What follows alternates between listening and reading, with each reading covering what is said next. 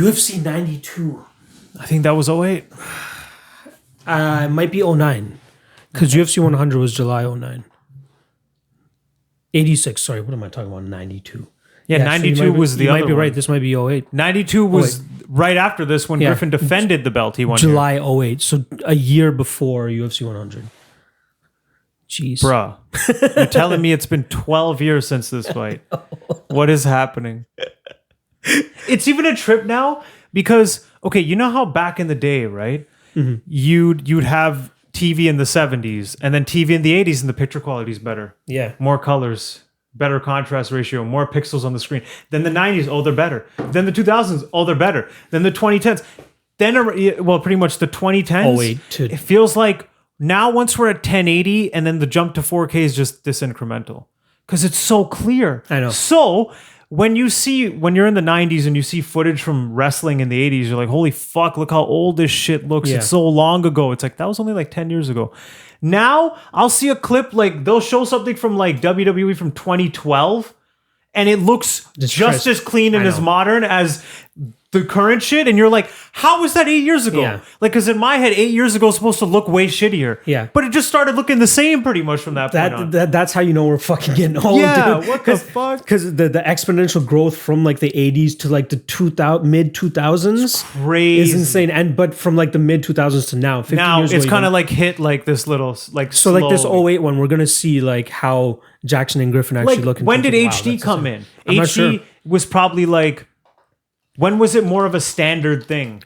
I think 1080p has been out for 1998. HD TV in the United States. Oh no, I'm talking about HDMI. Okay. So get this. Sorry. I bought my laptop in December of 2010, and that already had a standard HDMI out port for 1080p. Wait, when did you buy that? Sorry, December of 2009. I bought that 2009. laptop. Was it really 2008? Because this is from and that was a $500 laptop that just had a standard HDMI port, so it was already the standard at that point. So it's been like 11 years for high definition. Yeah, so anything from like 1080p. So we've had 1080p for about 9 or 10 years, and 4K is not that much. It is a little clearer, but it's way harder to tell the difference than like 720 even. Yeah, well, 720 to 1080 was kind of still harder.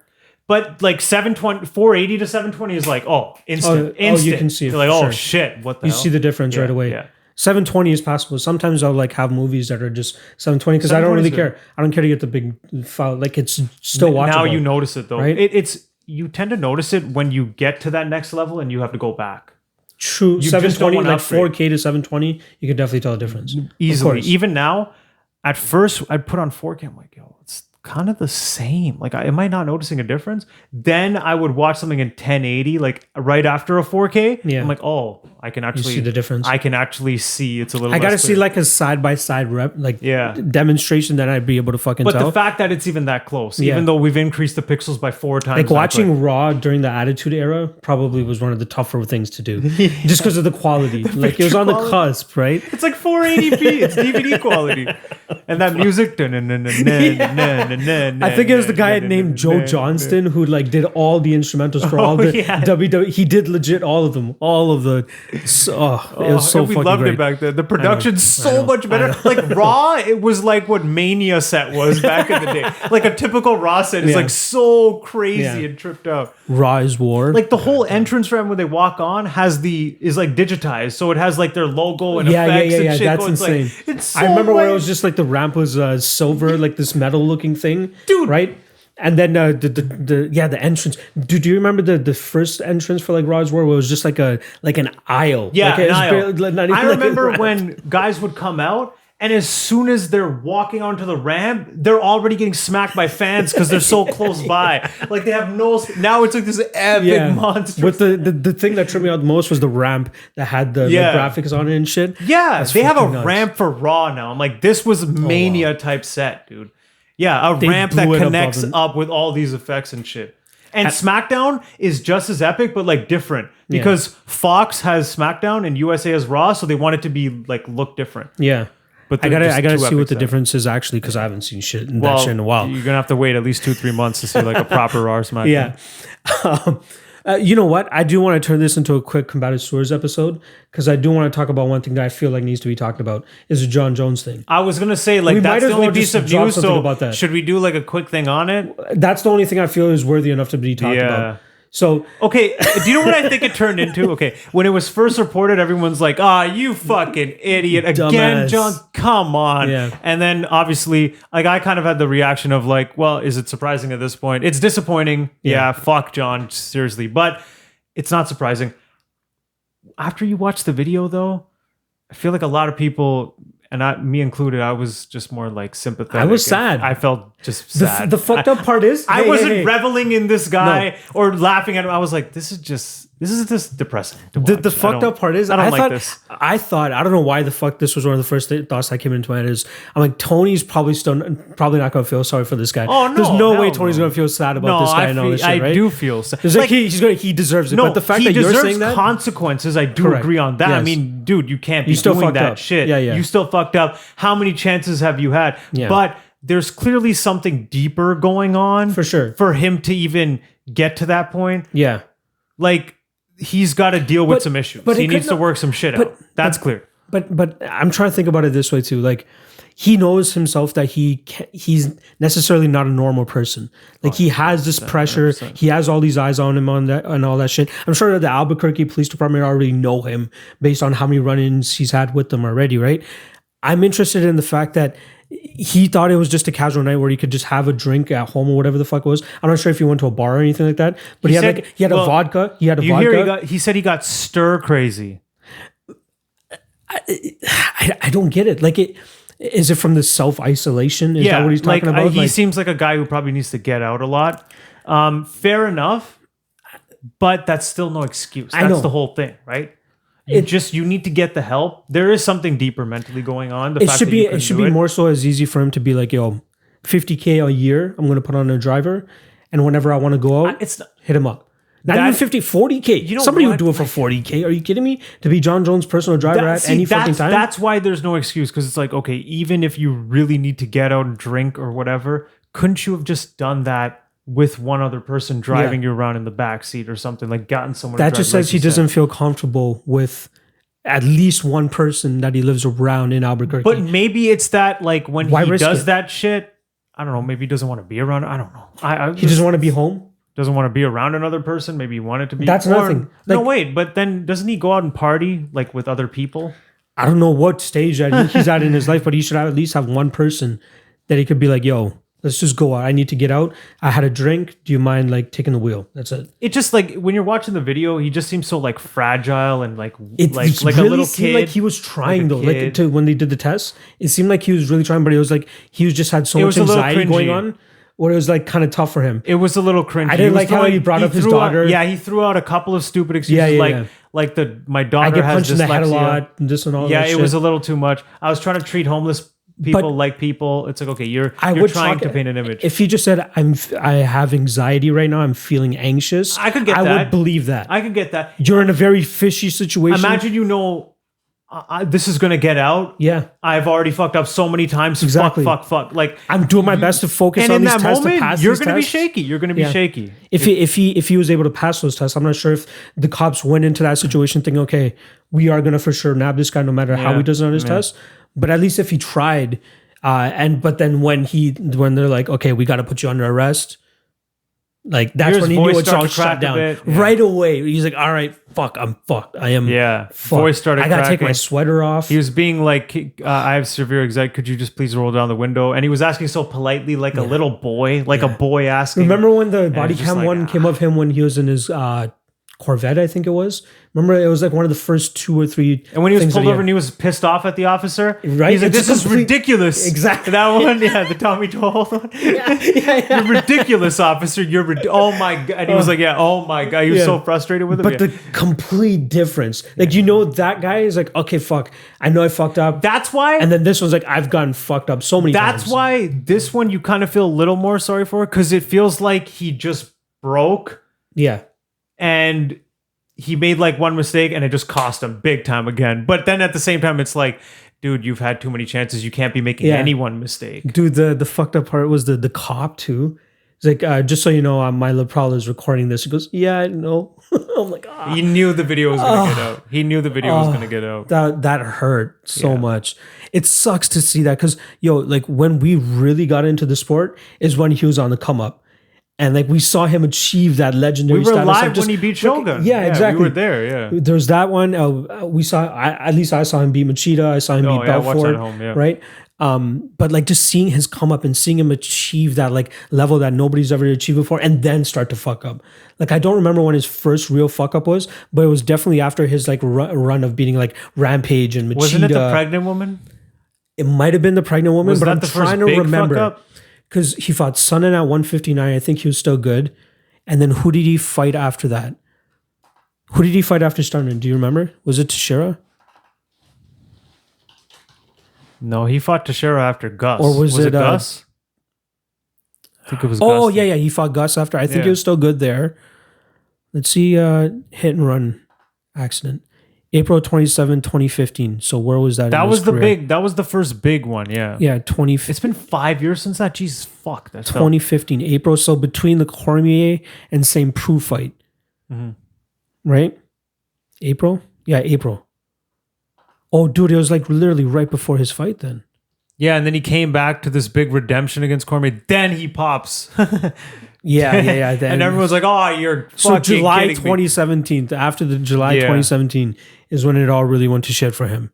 He came back, destroyed Gustafsson, kind of won his fans back. Oh no, wait, yeah. After the OSP fight, then he tested and ruined UFC 200. Oh yeah. There was that. Then he comes back after all that, gets his big redemption against Cormier, but then tests again and fails another test. It's like, oh my God. And then he came back to another giant redemption when he mauled Gus in the rematch. Could you imagine what his legacy actually could have been had he not have all these run-ins? This is his prime, and he keeps having to take a year off. And he's the type of guy who fights often if he's good and healthy. Yeah. So he like that run from when he won the belt? Like a good 4 or 5 extra fights. Dude, look at when he won the belt itself. 126, then fought at 128. That's when he won the belt. 135, 140, he was so 145, 152, 159, 165, 170, all within like 7-ish pay-per-views of each other at the most. Yep. And then the DC fight, and then 15 UFC pay-per-views later. And then what is that? Fucking 17 UFCs later. Like it just keeps the gap. Like, boom, look at that though. 20. Isn't that 20? 18 UFC pay-per-views later, 13 pay-per-views later. Then it gets smaller. Over a year. Like now, who knows how long this is going to push him back? So he fought February 2020. I hope it gets. It doesn't seem like it's going to take that long to get resolved and whatnot in court, and it just depends on what they hit him with. I think he should be able to get off with like not too much trouble. But these many legally, repetitive offenses. It depends on what the UFC wants to do. I kind of feel like this is not going to cost him much. After seeing the video, I can understand that. I don't know why that has a little bit more of an implication. I mean, because it doesn't feel like he was partying it up, being a hooligan or anything. Yeah, exactly. He looked like a depressed guy who just wanted to get out, but shouldn't have been driving around drinking. He might get away with it. And then shot a gun in the air, maybe literally to get some excitement. That is the fucked up part. Was it just for excitement? I'm not sure if they've confirmed to do something that he wanted to shoot a bullet? I'm not sure if they've confirmed that if the shot actually came off of him. I think a cop did say that there was a round or a shell that they found outside of the car that matched the rounds that belong in the gun. Okay, I didn't know those specifics. That's what. Wow, apparently that was stated. I believe so. That's fucked. I believe that's what I read. This is rough for him. I hope I don't know, man. Get the help you need. Yeah, seriously. Be the greatest combat sports athlete of all time. He still has a chance. He has a solid 4 more years of prime fighting, in my opinion. 4 more years. Especially at a higher weight class, maybe he can get away with 5 or 6 more years fighting until he's 38. But I don't know. Even his progression within the octagon itself, it seems to be dwindling. Yeah. Right? These guys are catching up. Defensively, he's like amazing, but maybe offensively, he doesn't take as many chances. Yeah. He was definitely a little more reckless and wild, throwing crazy shit when he was younger. Remember the Shogun fight? The first thing he throws, like flying knee or some shit. Like, comes out with a flying knee. You're 21, dude, or 22, whatever the fuck he was. Now he's a little more like traditional with the strikes that he throws. I guess it's the output that he needs to work on, because that's how he'll be able to keep these fights a little bit more comfortable for him. Yeah, I hope he gets through this shit, man. We were excited to see him at heavyweight this year. At this point, I just like to tune him out on a personal level. Yeah, and just hope that he makes do it to like the Floyd octagon. Mayweather approach, just focus on his fights. That's it. Like, I just want to hear about him when he's fighting, or it's fight week or something. Because relative to everything so that fun else, to watch. Relative to everything else that he's been through, not that bad. Relative, right? Although people might argue with you, like driving that drunk and smoking weed, that's a bad thing. To be just getting behind the wheel doing that. That's the big, huge. That's the terrible thing you did, right? It's like, come on, man. Though I'm interested to see how, like, they released the levels of how drunk he was or whatever, right? His alcohol levels. It was like at or double the level of the legal limit. It blew double the limit. Okay, yeah, something like that. Yeah. I retract that statement. That's okay. You just can't be making stupid mistakes like that. Be a little bit smarter. Yeah. All right. Yeah, that was an impromptu Combatosseurs, actually. It just might as well fucking do it. I felt like we should have talked about the Jon Jones thing, so I had to bring it up. That was like the only piece of news that happened. Yeah, exactly. I'm not even going to bother looking at MMA fighting or junkie. Oh, and then I guess a quick thing was the whole Dana's got maybe 4 or 5 locations, but he's having a hard time still, like, getting it done. It's 249. 2 weeks, 2.5-ish weeks away. I just don't see how they make this 3 weeks. Sorry, 3 weeks on that date. I can even see them, like, even if you have to delay it till May, but still do it in an empty arena. Like, what is it really going to kill everybody if you got to do that? He has seemed to have made it a promise to make it happen on April 18th, and until that. He's gonna. I believe for a fact. Yeah, he'll make it. He's happen. going to fucking do everything he can. He's not going to sleep until he can get this done. I think he's going to try his hardest. I don't know. Do you think it's going to be enough in the midst of a global fucking pandemic? Does he really think he's going to be able to get his way and be stubborn? There's shit he's pulled off, but come on, man. It's a global pandemic we're talking about. There's actually some soccer games going on in like other countries. Yeah. Like some of my friends like gamble on other shit too, and they're still posting bets from like these. I don't even know what teams they are. Like, okay, you know what? In that case, there might be some countries where they just relax rules in time. I have heard some shit though. I remember, I think I don't fucking remember. There was some country though that I heard like within like a week or two they were just gonna relax the rules. Yo, one thing I heard, the Brazil, I never remember. It's president, right? Yeah, both. They have a president. They have a president or prime minister. President. I'm pretty certain it's president. President. He's apparently the idiot who says like it's just a little flu, and he's like encouraging everyone to live normally. Gangsters or criminals in the favelas are now imposing curfews because he's pretty much a fucking idiot and the government's not doing it. So now the criminals are the ones who are like making sure that you better self-isolate or you're going to fucking answer to us. They're having to enforce it because he's a fucking idiot. It won't do it. Yeah, that's what we've gotten to. The criminals are imposing curfew and self-isolation. That's the only thing to do at this point. Like even here, dude, there's so many people out and about. I understand if you're just driving around, cool. Don't go to public places. Me and Kendall went for a drive yesterday, and we went up by the Forks of the Credit. Yeah, what's wrong with the drive? We went up to Forks of the Credit. They have a path there where there's like a nature trail, and there's all these cars parked up going for this walk. That's too many. I was surprised at how many cars were actually there. I'm like, this isn't like spring vacation or summer vacation for everybody right now. I think they said about 20% of Canadians are not taking it seriously and 80% are. So it's like that 20% could fuck everything up. Exactly. Right? That's the whole problem, right? I'm trying to limit how much I go to the grocery store, but like in this household, I'm the only one comfortable enough going. Like I don't trust everybody else going, right? Yeah. I go to the store too. Yeah.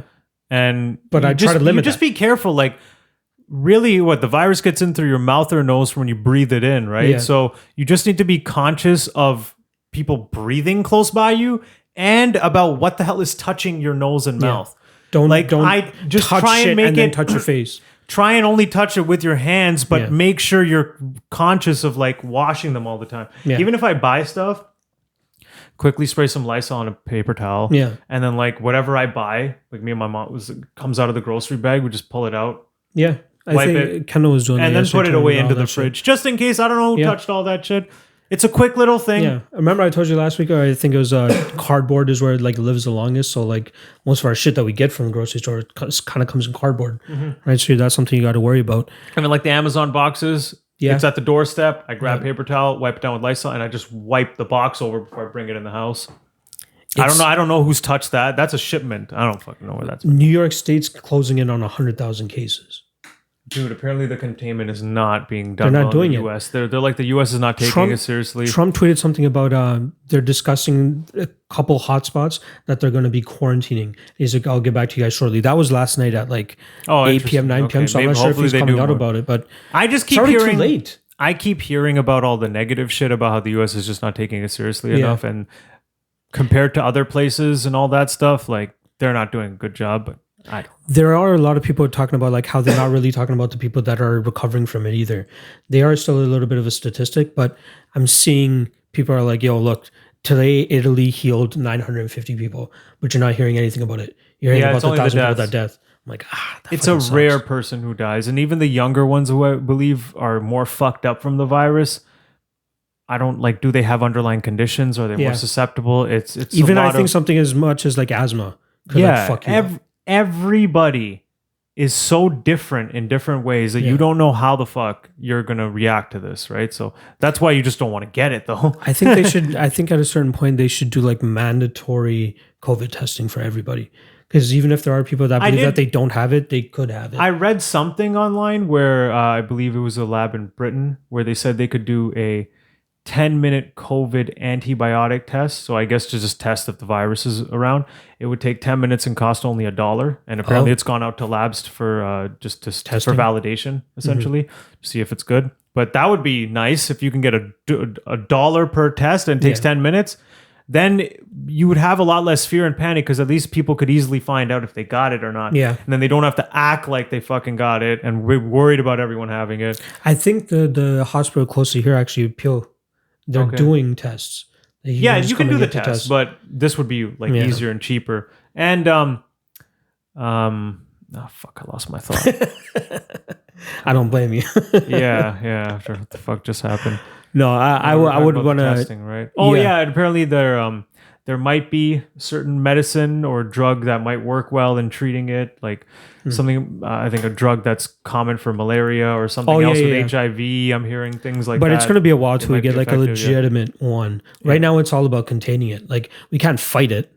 No. Can't really fight it right now. The only way we fight it is by trying to contain it. You got to be able to contain it, but at least if there's a treatment method out there, you don't have to be as crazy with the containment because you know the people who get it, you can treat this. Yeah, exactly.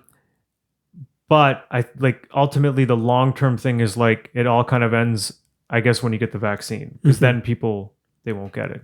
You see all these videos of like people like on their condos and shit, like on their balconies, they're all like slamming pots and pans and making music and stuff on the balcony. Well, not even just music, but they're like doing like appreciation, like 10 minutes for like nurses and shit all over the world. Oh like, yeah, I've seen that. The cheering for them. Yeah. It's pretty Apparently insane. that was happening at like they did it like Vancouver. The rollover shift. So when the day shift switched to the night shift, they would like at out. that time come out and give them like a little bit of a celebration. It's good. Like it's good that they're coming together in that way. But then when you see, dude, I've been watching like some of the Indian news that my like mom watches and shit. And like these people do not give a fuck. There's like cameramen outside of like banks where people are like trying to get money and stuff, and they're all just like squished up together. And the camera person goes up to one of the babbe that are there. He goes, "Hey, you should be like social distancing and stuff, right?" So he slowly starts walking back, and then everybody slowly starts to fall in line. And then as the guy leaves, they all go back closer together and shit. I'm like, they do not give a fuck. They literally just have like a face mask over their thing, and they think that's going to be enough. Wash your hands. We know the sanitation is not as good over there, so I feel even worse for them. Like it's gonna hit them really fucking hard. We have it good Canada, here, man. we have it good so far. Like it's not the numbers aren't that crazy here yet. Not ridiculous. I think I just heard like it's on like the 800 news, in Ontario. I think no, maybe less than like that.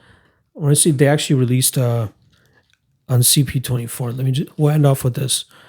At least these are the reported numbers. They're not even in the. I trust CP24 the best. They usually have the updated numbers right away.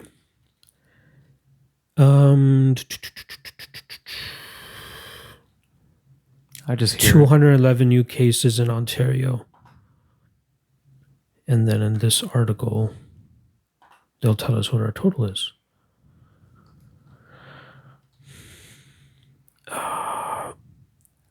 Oh, what is it? The backing now stands at.